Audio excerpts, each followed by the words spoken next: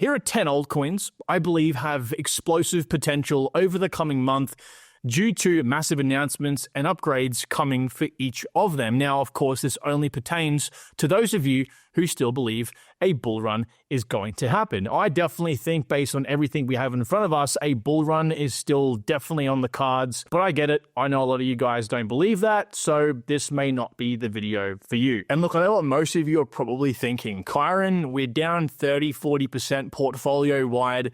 Let's just worry about getting back to break even before we start looking at what coins might explode when the market turns around. But I think that mindset is like completely wrong, especially as an investor. And the reason is simply, if you fail to plan, you plan to fail. That's just like the guys that tell me on a pretty consistent basis, let's not worry about the bear market. Let's have the bull run first and worry later on.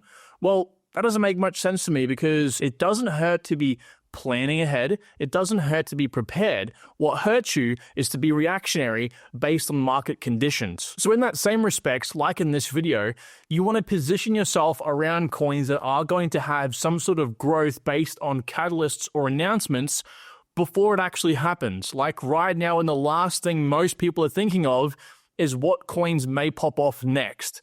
Again, if you believe the bull run's coming, it's best to begin positioning now based on news. So before we get into the news for each of these coins, do not forget, if you find yourself enjoying this content or want to say a big thank you for continuously bringing daily content, even in the worst possible times, hit that like button, subscribe, and let's begin. Every day, we continuously have more and more bullish news begin to amount, but because most people don't actually see this materialize in terms of like 3,000% gains, they look at it and they go, oh, mustn't be important. And these are often people who haven't really been around crypto all that long. Guys, this news builds up.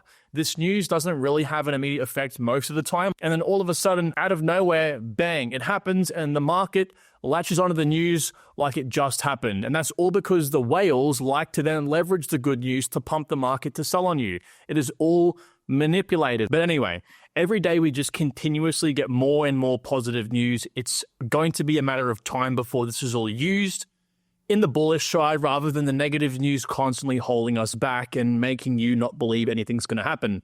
So one of these big catalysts here that came out recently was the reminder that the FTX repayments are scheduled to begin in February. Now, this I don't think possibly would actually be the reason to cause a massive surge unless the market's bullish. I don't see a lot of these guys getting their tokens back, roughly speaking about 7 billion initially to begin with. They're not going to be putting their money right back into crypto if we are still deeply, deeply bearish.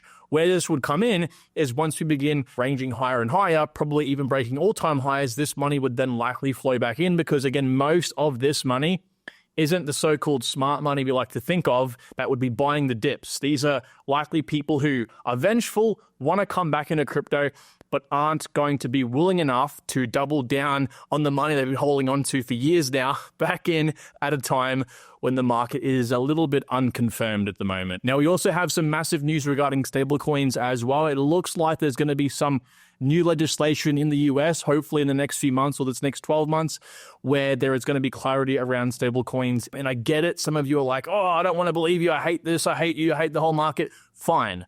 Believe that. I don't mind. Get out. Get out and don't watch these videos. You're out of the market. You're hurting yourself by staying tethered to the market, because when things begin to get positive again, you're going to be the exit liquidity that jumps back in again. Okay, I've seen it time and time again. Been there myself. Not a good feeling. Now, this video, I really want to dive into catalysts for each of these coins. I brought this up a few videos ago. I want to revisit it because this is where we'll find a lot of the interest come into these coins. Okay, catalysts.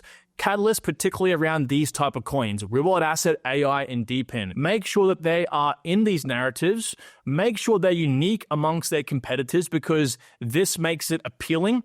It steals the spotlight and people want to buy it. Like, why is Ondo right now taking the charge versus another reward asset coin, for example, that's equally as good, maybe like Chainlink, but why is Ondo taking the spotlight? Well, it's because it's unique in its own way. Chainlink's mainly the back-end sort of operations.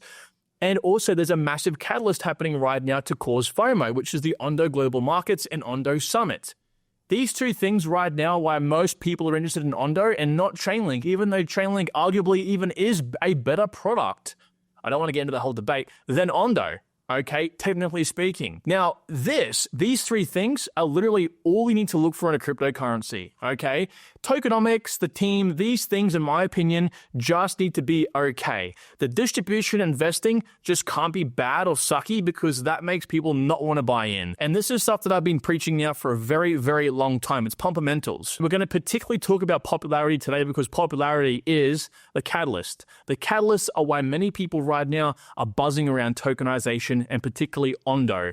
This creates FOMO. This is announcements based on past and present news that we kind of have to hedge into future news and roadmap events. Okay, if you know what's coming, you know people are going to get really buzzed about it, then of course they're going to want to buy in. Just like things like this, and particularly this. These are catalysts. We knew when Trump was in office or coming into office, there was going to be some pretty good stuff regarding crypto.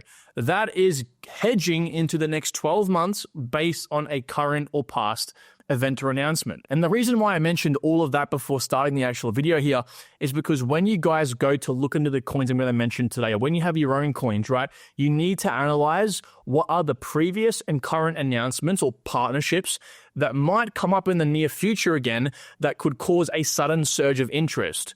Okay, Hedera and ICP, I made a post months ago that they were at a sort of event together. They were speaking at the same event. Now, about a couple of weeks ago, they've officially started a working relationship together. Now that, and previously, was all hedging into an announcement in the future. Now, I can damn well bet they're both really smart crypto projects that want to market themselves in a bull run. They're likely going to be announcing something over the next 12 months in terms of an actual working relationship. That is a hedge. It's not guaranteed to happen, but based on what we know, there's a good chance it does. Again, remember, events work the exact same, but it kind of takes out the speculation and you actually have a clear event happening at a clear time. Now, I want to try to run through these as quick as I can because the goal here isn't to do a half-an-hour video breaking each of these down. If you watch my channel and are subscribed, you'll know about most of this stuff anyway, and I will continuously bring updates on the rest of it as well throughout the next 12 months. Now, Ondo is our first coin we'll talk about here, and I don't want to go into too much detail because they recently had the Ondo Summit. They unleashed a whole bunch of amazing stuff, and it would take me at least 15 minutes just to get over the basics. But I will touch on two very important things that you need to know about because this is changing crypto forever. So on the summit, they went into a bit more detail regarding what's playing here behind me, which is the Ondo Global Markets, basically the marketplace where you can buy all types of equities, bonds, treasuries, of course, ETFs, in a unified way. Now, the beautiful part, what they said here, is that it's going to have the same levels of liquidity as you would find using your broker in the real world. So the same liquidity when you want to go buy Amazon as your broker would have access to in the real world, except all on chain. You don't need a broker anymore. Essentially, the interface with Ondo Global Markets is the broker. They plan to bring 1,000 initial products for offer whenever this is actually launched. Now, we don't actually have a launch date, unfortunately. Okay, we have everything else but a launch date. So that is a massive unlock that I think you should be acutely aware of over the next 12 months. Whenever this happens, chances are it's going to probably usher in real world asset narrative. This is going to be all hosted on their own chain. They launched their own chain called the Ondo chain. I know, what a shocker, right? But this has some amazing features that we've never seen in crypto before. So first of all, they're bringing on some more massive institutional members to this ecosystem. Franklin Templeton, Wellington Management, Wisdom Tree, Google even, and a bunch more. In addition to their existing members like BlackRock, PayPal, and Morgan Stanley. So where this is truly amazing is, first of all, it's going to be omni-chain, which means they are themselves going to have instant access to all of crypto's ecosystems. They won't rely on Wormhole, Axelar, Layer Zero. They're doing it themselves. But here's a really crazy thing. They're allowing institutional grade network security via real world assets, which means just like Ethereum, Cardano, Near Protocol, Stellar, XRP, whatever, to secure the network as a validator, to earn rewards, you have to buy that native token and then lock that native token away in the network. If it's Ethereum, it's ETH. If it's Cardano, it's ADA, so on. With this, these institutions can take their balance sheets in the real world. They might own, BlackRock owns everything, right? But Apple, Microsoft, Amazon, and then actually stake that as a validator and earn passive income as a validator in that native RWA asset. So they can earn passive Apple stock shares for securing the network, I believe. Okay, so we have just an absolutely huge unlock. It's like dividends, right? Not only that as well, but DeFi developers can build DeFi applications on top of the Ondo chain and have instant access and native support for all of these RWAs on the Ondo global market. So starting off, that's the deepest liquidity you can find on some of the biggest stocks, bonds, treasuries, ETFs. The world's your oyster. I mean, it is truly incredible. And again, I'm only touching the surface here.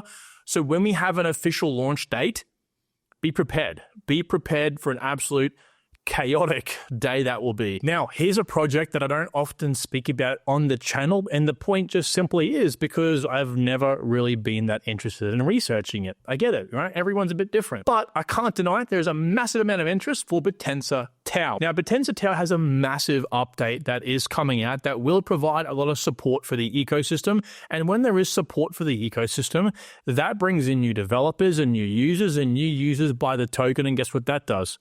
Well, push the price up. So we have to look into this.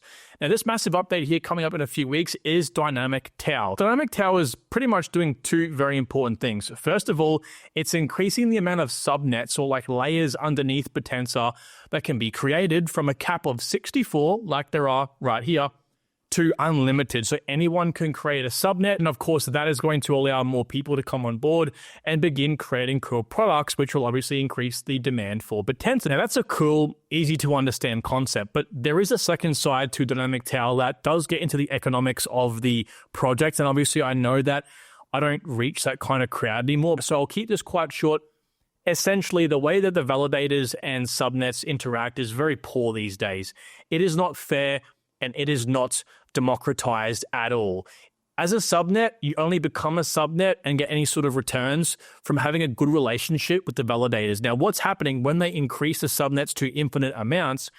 Each subnet is going to be assigned an alpha token. Now we can take our Tau tokens and swap them for these things called the alpha tokens. Now each subnet will have their own, and of course subnet 3129, for example, if you like that project, you can swap your Bittensor tokens for their alpha token. And if the interest for that particular subnet increases over the course of time and they earn more rewards, you will get more value accrue into your alpha token. So because these are non-transferable, the only way you actually materialize those returns is swapping that alpha token back out for Tau. On the flip side, of course, if you decide to swap your Tau into a subnet, let's say it's subnet 1344, and that subnet does poorly, well, of course, when you eventually swap that back out for Tau, you will actually lose some money and won't get as much APY. Like if you're a subnet that has a very cool product, you create a great community, people are buzzed about it, and then people come in and decide to swap their Tau for your alpha token, you've just bootstrapped your own security in Bittensor itself, and you will get your alpha token holders, obviously, a higher APY. On the flip side, if you're like, well, it doesn't sound very secure and safe, Corin, I want like over time secure, safe returns, well, you can still stake to root 0 subnet, which is essentially Bittensor Tau for diminishing APY over the course of time. But this is important because 70% of Bittensor holders currently do stake their Tau.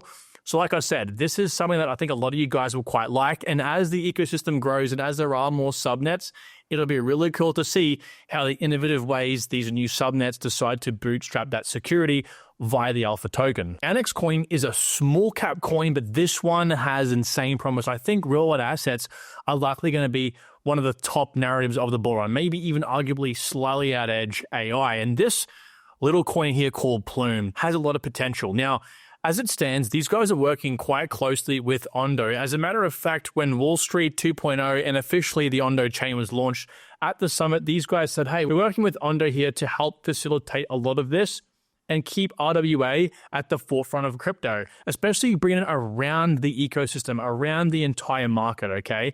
Now, these guys haven't actually launched their mainnet yet, so the best is yet to come, and when this launches, typically mainnets are a pretty good, price push for a coin. They're going to be tokenizing $4 billion worth of assets instantly. Now, the current, I think, market cap for this coin is under 400 million.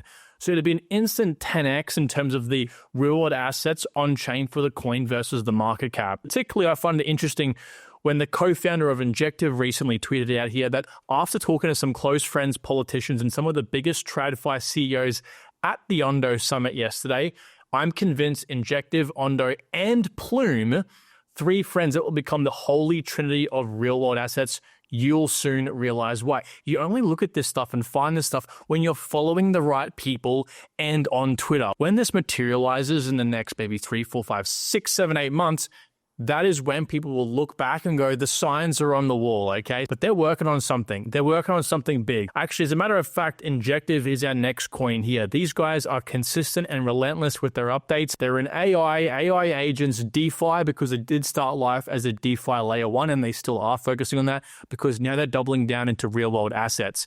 This complements DeFi, as we now know. So Injective recently did an update to their website and many other parts of the project. You can see here the Injective hub was updated, Injective scan was revitalized, and of course, new logo, new colors, and so on. And honestly, I quite like the update. They also do burn a lot as well, guys. Now, they recently updated to have Injective 3.0, which essentially means the burn rate is going to increase up to 400% or a 5x from what it was before.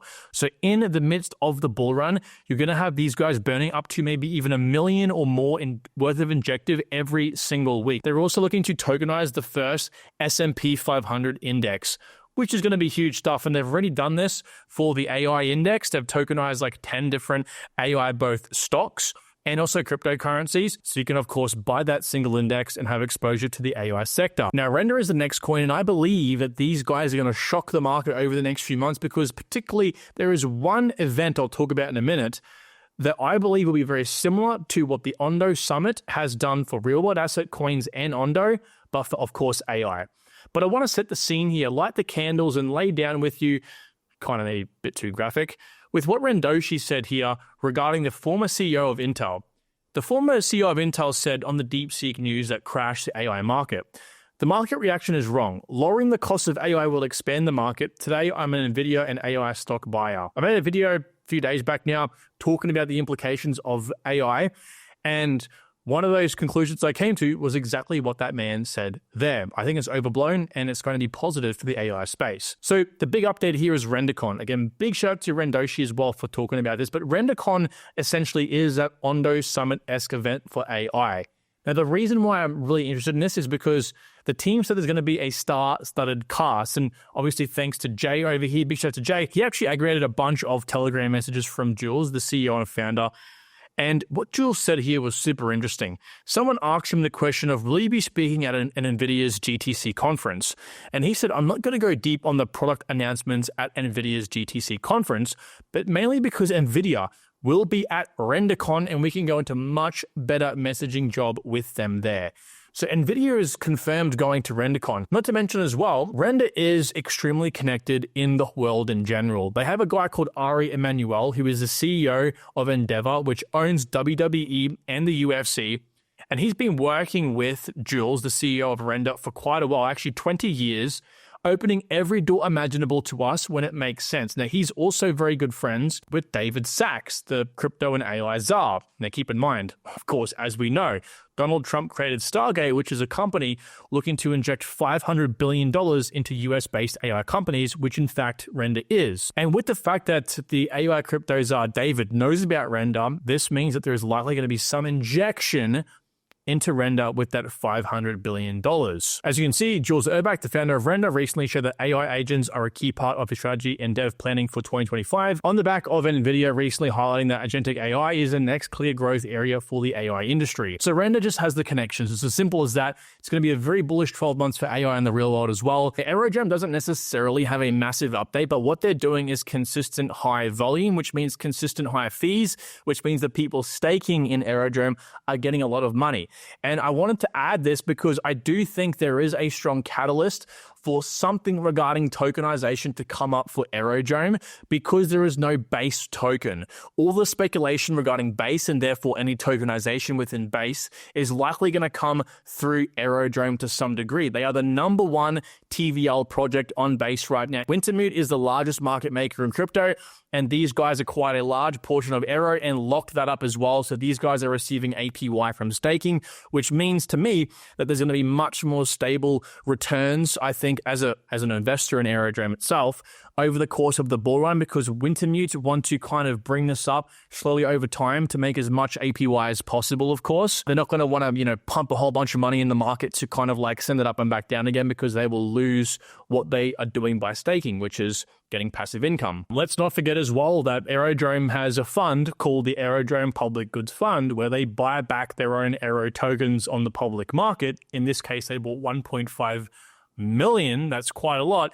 And that's locked away forever within Aerodrome itself, earning rewards, likely going back towards, again, growing the project, or as they say, for public good. Now, the reason I've added this to the list is, as you might imagine, as this begins to grow and they buy back more, it's essentially burning tokens. It's essentially for net positive things. So I'm betting on this doing better and better as time goes on. Near is also probably going to be unveiling some pretty insane stuff regarding AI agents over the next 12 months, which of course is going to be a massive, I guess, narrative of the bull run.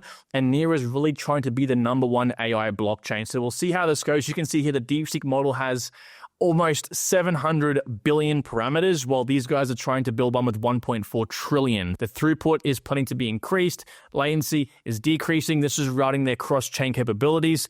They're pushing something called near intents, basically doing account abstraction and plotting on AI agents on top, which means you'll be able to use an AI agent for anything to access any ecosystem and unified liquidity. Now, for Internet Computer Protocol, it looks like they're going to be integrating in some way, shape, or form with Cardano, which of course would be massive because of the chain key cryptography, which ICP has, which pretty much allows them to connect to any blockchain, kind of like what I said before about near and near intents, pretty much chain abstraction.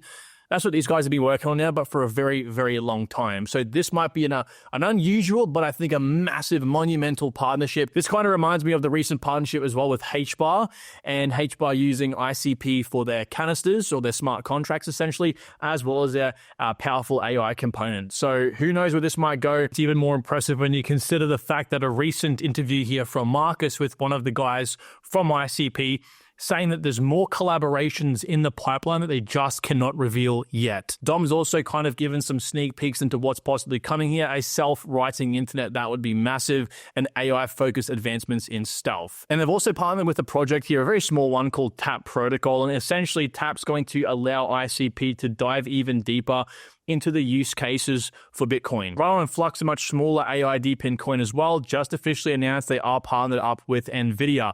This is big because they were in the NVIDIA Inception program recently, and they have now unlocked a whole bunch of features you can see here. This will do a lot for Flux, but as you can see here, it'll also do quite a few different things for NVIDIA as well.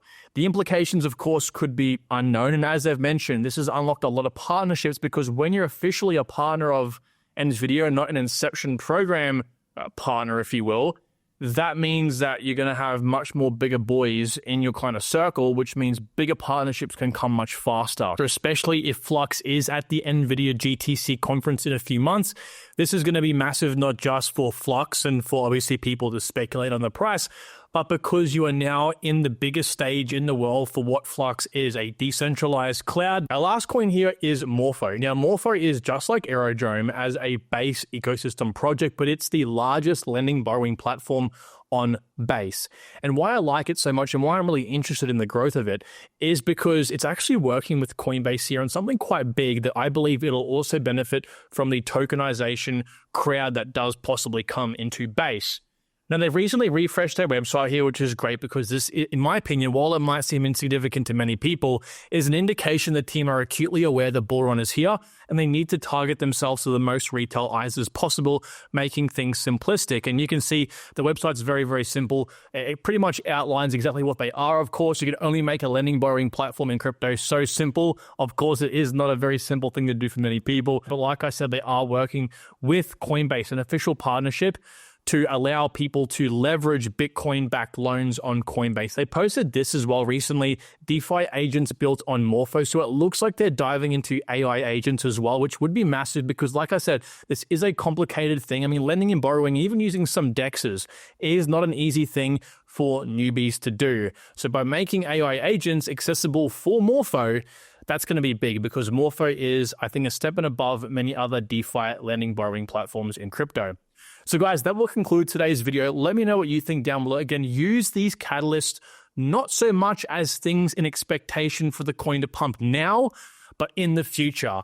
That's why many of my predictions on these coins are where they are, because I'm anticipating these things to materialize. Because remember, these project owners, these teams, they're not dumb. They know all this sort of stuff. I'm just backtracking what they do and making it applicable for us as a thesis for investing. I wish you all the best for 2025. Take good care of yourselves. Bye-bye.